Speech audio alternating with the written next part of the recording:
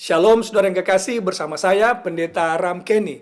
Breaking news, berita yang masih sangat hangat yang terjadi adalah Pope Francis memberikan izin kepada imam Katolik untuk memberkati pasangan sesama jenis, baik laki-laki dengan laki-laki maupun perempuan dengan perempuan, atau kaum homoseksual yang lebih dikenal dengan komunitas LGBTQ+. Jadi, Gereja Katolik sekarang telah menerima kaum LGBT dan para imam diberikan izin untuk memberkati pasangan sesama jenis ini. Nah, saudara yang kekasih, tentu saya tidak akan memperbincangkan atau mengkritisi apa yang dilakukan oleh Pope karena ini urusan internal Gereja Katolik, tapi yang akan kita lakukan adalah melihat dari perspektif tradisi Katolik, mengapa Pope Francis mengambil keputusan ini, dari mana dasarnya. Karena apa, saudara yang kekasih? Keputusan dari Pope Francis ini menuai respon dari berbagai kalangan. Tentu yang pertama dari kalangan internal Gereja Katolik. Ada para kardinal yang berespon mempertanyakan kenapa ini terjadi. Belum lama, beberapa bulan yang lalu, di Amerika Serikat, salah satu berita yang sangat heboh juga yang tidak pernah saya bicarakan di video-video saya, di mana Pope Francis memberhentikan salah satu pemimpin Gereja Katolik di Amerika. Saya tidak akan menyebutkan secara detail. Nah, tentu ini menuai reaksi banyak orang, karena ini mengagetkan, mengingat sejarah Gereja Katolik yang tidak merestui pernikahan sesama jenis atau homoseksual. Tapi tiba-tiba Pope Francis membuka pintu gereja kepada kaum komunitas LGBTQ+. Yang kita akan buat dalam video ini adalah saya hanya akan membacakan kepada saudara prinsip Alkitab tentang pernikahan atau lembaga pernikahan perkawinan yang kudus yang Allah dirikan sebelum dunia masuk atau berada dalam dosa.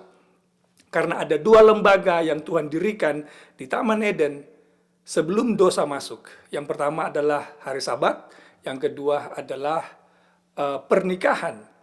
Mari kita baca Kejadian pasal 1 ayat 27. Berbunyi begini. Maka Allah menciptakan manusia itu menurut gambarnya. Menurut gambar Allah diciptakannya dia laki-laki, dan perempuan diciptakannya mereka. Lalu dengarkan ayat 28. Allah memberkati mereka. Allah memberkati siapa, saudara? Laki-laki dan perempuan. Itu yang mendapat berkat dari Allah. Lalu dengarkan, apa rencana Allah dengan menciptakan laki-laki dan perempuan? Supaya ayat 28 menyatakan, beranak cuculah dan bertambah banyak, penuhilah bumi dan taklukkanlah itu, berkuasalah atas ikan-ikan di laut dan burung-burung di udara dan segala binatang yang merayap di bumi. Ini atau tujuan ini hanya bisa tercapai melalui lembaga pernikahan antara laki-laki dan perempuan, dan Allah memberkati lembaga ini. Ini adalah dasar fondasi dari ajaran tentang pernikahan yang Allah dirikan, dan memang ini yang harus kita ikuti. Kemudian, meski dosa masuk, prinsip ini tidak berubah.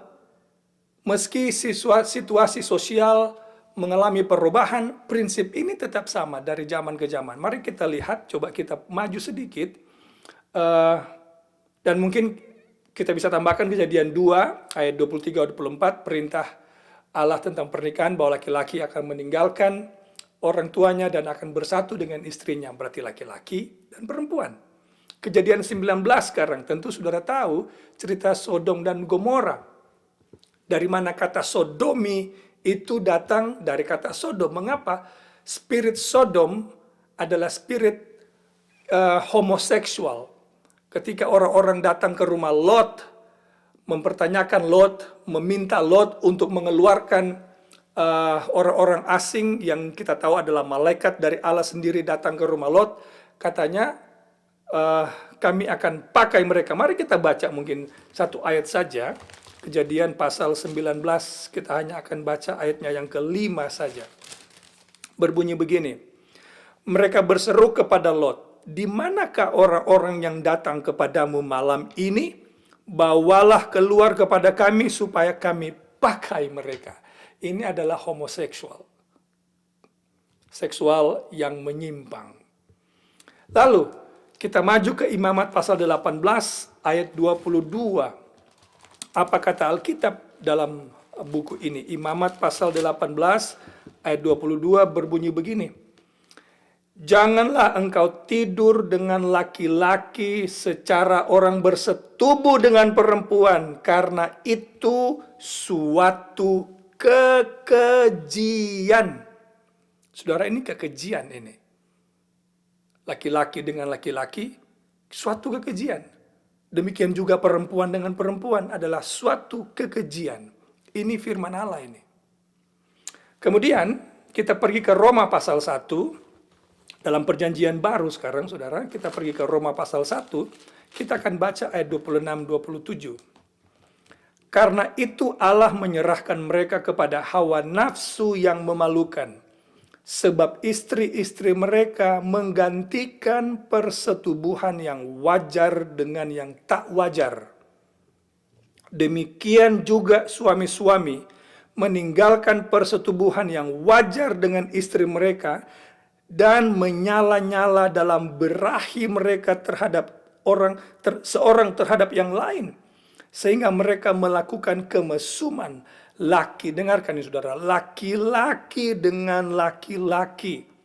Dan karena itu mereka menerima dalam diri mereka balasan yang setimpal untuk kesetanan mereka. Oh saudara yang kekasih, ini perjanjian baru. Prinsip pernikahan atau pernikahan sesama jenis disebutkan prinsip kesetanan. Mereka tidak mau mengakui Allah yang menciptakan laki-laki dan perempuan. Kalau begitu, saudara yang kekasih, yang mungkin kita lihat dari perspektif tradisi gereja, kita tahu kaum magisterian adalah kelompok yang mengklaim memiliki otoritas dalam menafsir, menjelaskan, dalam arti bisa menambah, mengurang firman Allah baik yang tertulis maupun yang tidak tertulis. Tetapi saudara yang kekasih, bukan berarti harus melawan apa yang Allah sudah nyatakan. Boleh-boleh saja gereja mengklaim kaum magisterian inilah penerus para rasul yang memiliki otoritas untuk menjelaskan firman Allah atau tradisi suci yang dikenal dalam gereja.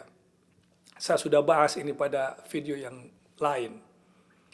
Tetapi bukan berarti harus berlawanan dengan firman Allah.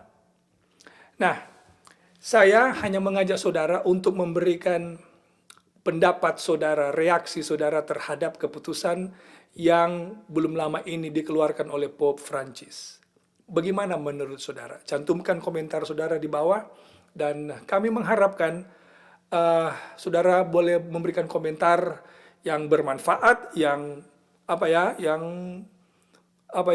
meski itu kritis, tapi kalau boleh berdasarkan Alkitab, lalu boleh membuka wawasan semua orang, karena ini demi keselamatan semua orang, bukan hanya umat Katolik. Keputusan apa yang terjadi di gereja ini akan mempengaruhi banyak orang, baik orang yang ada di dalam gereja Roma Katolik sendiri maupun orang yang lain. Karena ini isu yang sangat fundamental. Oleh karena itu, silakan saudara menilai sendiri. Karena jangan lupa saudara yang kekasih, kebenaran harus tetap dipertahankan. Dan semoga saudara boleh mengambil sikap pribadi kemana kita harus melangkah atau apa yang harus kita ikuti.